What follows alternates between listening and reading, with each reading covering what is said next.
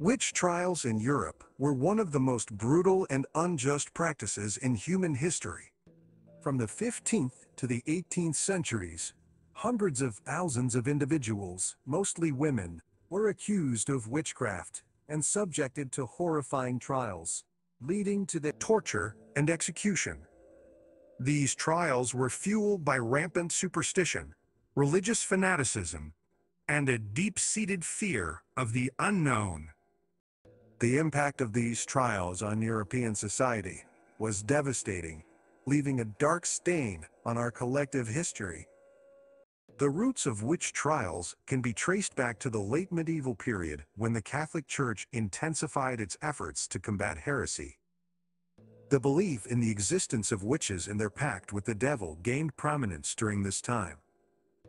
The Church believed that witches posed a threat to Christianity and society as a whole, leading to the establishment of the Inquisition and the formation of witch-hunting manuals, such as the infamous Malleus Maleficarum, or the Hammer of Witches. These texts provided guidelines for identifying, interrogating, and punishing those accused of witchcraft. The witch trials gained momentum during the early modern period, particularly in the 16th and 17th centuries. Fear and paranoia swept across Europe, fueled by religious conflicts, political upheaval, crop failures, and natural disasters. In times of social chaos and uncertainty, scapegoating became an all-too-common response, and witches were the perfect targets. The accused were often marginalized women who deviated from societal norms, such as widows, healers, or those who possessed knowledge beyond the accepted norms. The methods used to extract confessions during witch trials were barbaric and unimaginably cruel. Accused individuals were subjected to horrific forms of torture, such as the infamous swinning test or trial by water.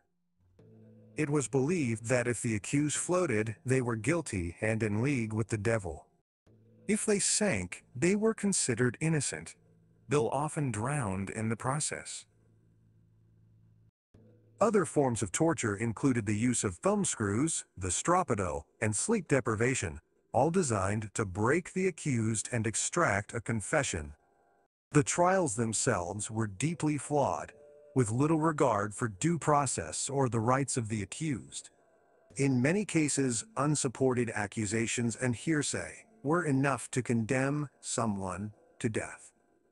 The accused were often denied legal representation, and confessions obtained through torture were considered valid.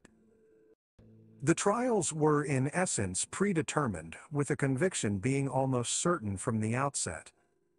The consequences of being accused of witchcraft were devastating. Those found guilty were often burned at the stake or hanged. The public executions were meant to serve as a deterrent to others, reinforcing the fear and superstition surrounding witchcraft. Entire communities lived in terror, turning against their neighbors, friends, and even family members in a desperate attempt to save themselves from suspicion.